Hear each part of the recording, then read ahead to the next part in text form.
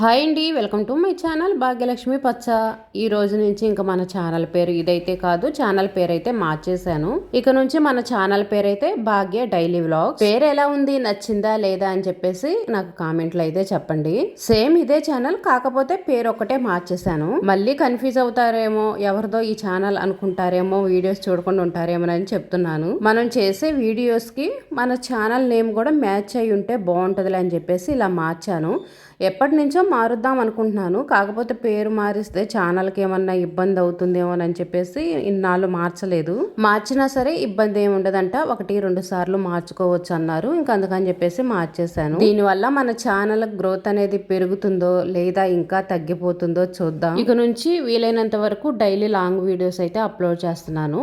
ఎక్కువ లెంతీ కాకుండా కొంచెం తగ్గించి అయితే వీడియోలు పెడుతున్నాను. మనకి ఒక పని అలవాటైందంటే దాన్ని మనం మానుకోలేము, అదొక వ్యసనం లాగుంటుంది. వ్యూస్ రావట్లేదని కొన్ని రోజులు ఆపేశాను, కానీ మళ్ళీ ఇంకా అలవాటైన పని కదా, ఇంకా దాని మీదే ఉంటుంది ధ్యాస అంతా. వీడియోలు తీయట్లేదు, అప్లోడ్ చేయట్లేదే, కామెంట్ రావట్లేదని ఇంకా దీని మీదే ఉంటుంది ధ్యాస మొత్తం. ఏ పని చేస్తున్నా సరే వీడియోస్ మీదే ఉంటుంది, ఇంకా అలవాటైపోయింది. ఒక్కొక్కరికి ఒక్కొక్క పని అనేది ఇష్టంగా ఉంటుంది. ఎంత కష్టమైనా సరే ఇష్టంతో చేసామనుకోండి, ఆ కష్టం అనేది తెలియదు. వ్యూస్ అనేవి ఇంకొంచెం బెటర్గా వస్తే ఇంకా బాగుండు అనిపిస్తుంది. చూద్దాం ఎలా ఉంటుందో. మన ఛానల్ నేమ్ మార్చేశాను కదా, మన ఛానల్ని ఇంకా బాగా ఆదరించాలి. భాగ్య డైలీ వ్లాగ్స్ మన ఛానల్ పేరు. ఇంకా మన పనుల విషయానికి వస్తే, నిన్న బట్టలు ఉతికేసి ఆరేసాను కదా, డాబా మీద ఆరేసాను. బట్టలు కూడా ఆరిపోయినాయి, కాకపోతే వర్షం వచ్చింది. వర్షం వచ్చినప్పటికీ ఇంకా చూసుకోలేదు, బట్టలు అయితే కొంచెం లైట్గా తడిచినాయి. పెద్ద వర్షమేం రాలేదు, 4 చినుకులు పడ్డా చాలు కదా ఆరిపోయిన బట్టలు తడిసిపోవటానికి. తడవటానికి ఎంత టైం పట్టిద్ది, 4 నీళ్ళు చుక్కలు చల్లామనుకోండి తడిచిపోతాయి. ఆరటానికే చాలా గంటలు టైం పట్టిద్ది. ఏ పని అయినా సరే చెడగొట్టాలంటే నిమిషాల్లో అయిపోయిద్ది, దాన్ని బాగు చేయాలంటేనే ఉంటుంది రోజులు పట్టిద్ది టైం. ఇంక ఇది కూడా అంతేను, 4 చినుకు చుక్కలు పడ్డప్పుడు చూసుకోలేదు, దానికోసమని ఇంకా నైట్ అంతా బట్టల తీగల మీద అలాగే వేసేసి ఉంచేసాము. వర్షాకాలం వచ్చిందంటే మనకి ఇబ్బందులు ఇలాగనే ఉంటాయి, ఇంకా తీగల మీద బట్టలు అలాగనే ఏలబడతా కనిపిస్తూ ఉంటాయి. ఇంక ఇంటి నిండా తీగలు కట్టుకోవాల్సి వచ్చింది బట్టలు ఆరేసుకోవడానికి. ఒక్కోసారి అయితే నైట్ పడుకునేటప్పుడు ఫ్యాన్ కింద ఆరేసామనుకోండి శుభ్రంగా ఆరిపోతాయి. ఇప్పుడైతే అంత పెద్ద వర్షాలు ఏం పడట్లేదుగా, రోజు ఆగకుండా వర్షాలు పడటం అట్లా అయితే ఉండట్లేదు కదా, ఇంకా అందుకని చెప్పేసి బయటే ఉంచేసాను. అవే ఇంకా సాయంత్రానికి ఆరిపోతాయి అని చెప్పేసి బయట వరండాలో ఆరేసాను. ఇంకా పిల్లల కోసం టిఫిన్ అయితే చేస్తున్నాను. ఈరోజు మేము కూడా హాస్పిటల్కి వెళ్ళే పని ఉంది. అమ్మని తీసుకుని హాస్పిటల్కి వెళ్ళాలి, చుక్కలను తీపిచ్చాం కదా. ఇంకా 5వ రోజు ఈరోజు అయితే రమ్మన్నారు. ఇంకా త్వరగా పనులు అయితే చేసుకొని వెళ్ళాలి. ఇంకా చట్నీ చేద్దామని చెప్పేసి పల్లీలు అయితే వేయించుతున్నాను. ఫస్ట్ పల్లీలు అయితే వేసా, కానీ పొయ్యి ముట్టించలేదు. పొయ్యి ముట్టించకుండానే తిప్పేసి వెళ్ళాను. తర్వాత చూసుకున్నా, ఇంకా పొయ్యి అయితే ఇప్పుడు ముట్టించాను. ఇడ్లీ అయితే పొయ్యి మీద వేస్తున్నాను. ప్రస్తుతానికైతే నవీన్కి వాళ్ళ నాన్నకి చేశాను అనుకోండి, తర్వాత మేమైతే చేసుకుంటాము. ఇడ్లీ తినటమే అంతంత మాత్రం, ఇంకా ఆరిపోయినాయి అనుకోండి అస్సలు తినాలనిపించదు. ఈ ఇడ్లీ పాత్ర పని కూడా అయిపోయింది. అడుగున గుబ్బు ఉంటుంది కదా, అదైతే ఊడిపోయింది. ఏదో నట్టులాగా పెట్టించి ప్రస్తుతానికి అదైతే వాడుకుంటున్నాము. కొంచెం ఇబ్బందిగానే ఉంది, కానీ తప్పదు.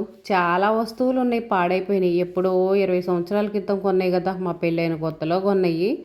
ఇంకా అన్నిటికీ రిపేర్లు వచ్చినాయి. ఇవి కొని కనీసం 18-19 సంవత్సరాలు, 18-19 పెళ్ళైన కొత్తలో అంటే ఇంకా అప్పుడే కొనుంటాను, ఒక 20 సంవత్సరాలు అవుతుంది. ప్లేట్లు సపరేట్గా తీసుకోవచ్చంట, ఫ్లిప్కార్ట్లో వాటిలో కూడా వస్తున్నాయి. ఓన్లీ ప్లేట్ల బట్టికే సెట్టింగ్ అయితే వస్తుంది, అలాగైనా తీసుకోవాలి. పాత్ర మొత్తం తీసుకోవాలంటే కనీసం 1000 రూపాయలైనా అయితే, ఇలాంటివి తీసుకోవాలంటే. ఇంకా మంచివి తీసుకోవాలంటే మాత్రం ఇంకా 2000, 3000 అలా అవుతాయి. మామూలుగా ఇలాంటివి అయితే 1000 రూపాయలకు వస్తాయి. మామూలు సెట్లు కూడా ఉంటాయి. ఇప్పుడు ఇడ్లీ పాత్ర బాగానే ఉంది పాత్ర అనేది, ఇంకా పాత్ర కొత్తది తీసుకుపోయినా ఇబ్బంది అయితే లేదు దాని గురించి. ఓన్లీ ప్లేట్ల వరకే ఇబ్బంది కాబట్టి సపరేట్గా గుబ్బలు అయితే తీసుకోవచ్చు, ఈ సెట్ వాటికి తీసుకోవచ్చు, బాగానే ఉంటుంది. మరీ ఎక్కువ ఇబ్బందిగా ఉంది అనుకున్నప్పుడు ఇంక ఇలా సెట్ అయితే తీసుకుందాం అనుకుంటున్నాను. సెట్ అనుకోండి 300-400కి అయితే వచ్చేసిద్ది. ఫస్ట్ ఇడ్లీ ప్లేట్లు పెట్టాను కదా, అప్పుడైతే వాటర్ పోయలేదు, వాటర్ పోయకుండా పెట్టాను. ఇంకా వాటర్ పోయకుండా పెడితే ఏమైనా ఉంటుందా, మొత్తం నల్లంగా మాడిపోతాయి, ఇడ్లీ కూడా మాడిపోతాయి, ఇడ్లీ పాత్ర మాడిపోయిద్ది. అసలే ఇది అంతంత మాత్రంగా ఉంది, ఇంకా వాటర్ పోయకుండా పెడితే ఇంకా మనం చెప్పనవసరం లేదు. ఎలాగో మళ్ళీ త్వరగా గుర్తొచ్చింది, ఇంకా అందుకని వాటర్ పోసేసి అయితే పెట్టేశాను. ఇంకో పొయ్యి మీద అయితే అన్నం కూడా పెట్టాను. ఇంకా హాస్పిటల్కి వెళ్తున్నామని చెప్పాను కదా, వెళ్ళేటప్పుడు అన్నం కూడా తీసుకెళ్తాను. ఇంకా లేట్ అయినా సరే అమ్మకి ఇబ్బంది ఉండదు కదా, నేనైతే ఉండగలుగుతాను, సాయంత్రం వరకైనా ఏం తినకుండా ఉండగలుగుతాం. కానీ ఇంకా అమ్మ అంటే పెద్ద ఏజ్ కదా, వాళ్ళు ట్యాబ్లెట్లు అవి వేసుకుంటారు, నీరసంగా దడగా ఉంటుందిలే అని చెప్పేసి కొంచెం బాక్స్లో పెట్టుకొని వెళ్దామని కొంచెం అన్నం అయితే ఎక్కువ వండాను. కూర అయితేనేమో దోసకాయ టమాటా కూర చేశాను. ఈ కూర అయితే నవీన్ అయితే తినడు, ఇంకా అందరికి ఇంట్లో ఉంటుందిలే అని చెప్పేసి చేస్తున్నా. మధ్యాహ్నం అయితే మా అమ్మాయిని బెండకాయలు అయితే ఉన్నాయి, ఇంకా అవి అయితే ఫ్రై చేయమన్నాను. సాయంత్రం అయినా నవీన్కి మా అమ్మాయికి వాళ్ళిద్దరికి ఉంటుంది. మాకైతేనేమో ఇంకా దోసకాయ టమాటా కూర చేశాను కదా, ఇదైతే ఉంటుందిలే అని చెప్పేసి నవీన్కి అయితే ఈ కూరే కొంచెం పులుసు పోసేసి వాడికి చెక్కలు అయితే పెట్టాను. ఇంట్లో చెక్కలు ఉంటే ఇంకా అలా పెట్టితే తింటాడులే అని చెప్పేసి ఇంక ఇదైతే హాస్పిటల్లో చూపించుకొని వచ్చేటప్పుడు బస్సులకు ఇబ్బంది అవుతుందని చెప్పేసి మేము బస్ స్టాండ్కి వచ్చాము. బస్ స్టాండ్కి వచ్చినా సరే మా పరిస్థితి చూడండి ఎలా ఉందో. అసలు బస్ స్టాండింగ్లో కూడా ఎంతమంది జనం ఉన్నారో అసలు మాటల్లో చెప్పలేము. అమ్మ బాబోయ్, చాలామంది జనం ఉన్నారు. బస్సులు ఈరోజు మీటింగ్కి వెళ్ళినాయంట, మాకు తెలియదు ఆ విషయం. ఆగి మండే వెళ్ళినా సరే బాగుండేదే. మీటింగ్కి వెళ్ళటం వల్ల బస్సులు లేవు. వచ్చేటప్పుడు ఇబ్బంది పడ్డాము, అసలు పోయేటప్పుడు అయితే ఇంకా చాలా ఇబ్బంది పడ్డాము. అమ్మ బస్సు ఎక్కటానికి కానీ అసలు చాలా ఇబ్బంది పడిపోయాము. ఎప్పుడు ఇంత ఇబ్బంది అయితే పడలేదు. బస్సులు ఎప్పుడు ఎక్కువగా ఇంకా ఫుల్గా జనం ఉంటానే ఉన్నారు, కానీ మరీ ఇంత ఇబ్బంది అయితే పడలేదు. బస్ స్టాండ్కి వెళ్ళి కూడా ఇంత ఇబ్బంది పడటమే ఇదే ఫస్ట్ టైం ఏమో, అంత ఇబ్బంది పడ్డాము. హాస్పిటల్కి వెళ్ళి చూపించుకోవటం, డబ్బులు అయిపోవటం, వీటికంటే కూడా బస్సుల్లో ప్రయాణం అంటే భయం అనిపిస్తుంది. మనం ఛార్జీ కోసం చూసుకుంటున్నాము, కానీ పోతే పోనీ హాస్పిటల్లో ఇన్ని డబ్బులు ఖర్చు పెడుతున్నాము, ఆటోకి వెళ్ళినా బాగుండేదే అనిపించింది. ఇంకా సత్తనపల్లి నుంచి నర్సాపేటకి పెద్ద ఎక్కువ ఛార్జీ కూడా ఉండదు, 30 రూపాయలు అయితే తీసుకుంటారు అంతేను, అంతకంటే ఎక్కువ ఉండదు. వాటి కోసం ఇంత రిస్క్ తీసుకోవటం అవసరం అనిపించింది. పెద్ద ఏజ్ వాళ్ళు కదా, ఏదన్నా పడ్డారనుకోండి, ఏమన్నా ఎరిగినాయి అనుకోండి, ఇంకా అసలు చాలా పెద్ద ప్రాబ్లం అయిపోయిద్ది. ఇంకా 30 రూపాయలు 40 రూపాయల కోసం చూసుకొని ఇంత రిస్క్ తీసుకోవటం అవసరం అనిపించింది. ఈసారి నుంచి అయితే మాత్రం ఇంకా బస్సులు ఎక్కువగా ఇబ్బందిగా ఉంది అనుకున్నప్పుడు మాత్రం ఇంకా ఆటోకి వెళ్దాం అనుకుంటున్నా. ఒకరైతే బస్సులో ఎక్కారు, ఆ అమ్మాయి కూడా చిన్న అమ్మాయి, ఎన్ని సంవత్సరాలు 17 సంవత్సరాలు 18 సంవత్సరాలు ఉంటాయేమో. బస్సు ఎక్కేటప్పుడు కానీ సీటు కోసం కానీ మా మీద అసలు ఎట్లా పోట్లాడిందో, మా మీద కాదు అందరి మీద, బస్సులో వాళ్ళందరి మీద పోట్లాడి నేను సీట్ ఆపుకున్నానని సీట్లో కూర్చుంది. ఆ అమ్మాయి నర్సాపేట బస్ స్టాండింగ్లో ఎక్కింది. మళ్ళీ నర్సాపేట ఈ దరికి వచ్చేటప్పుడు దిగారు. వాళ్ళ ఊరు కూడా నర్సాపేటేను. దానికోసం ఆ అమ్మాయి అయితే అంత రచ్చరచ్చ చేసింది. ముసలామ కాదు, కూర్చోలేదమ్మా అనుకోవడానికి. 17-18 ఇయర్స్ కంటే అంతకంటే ఎక్కువ ఉండవు ఆ అమ్మాయికి.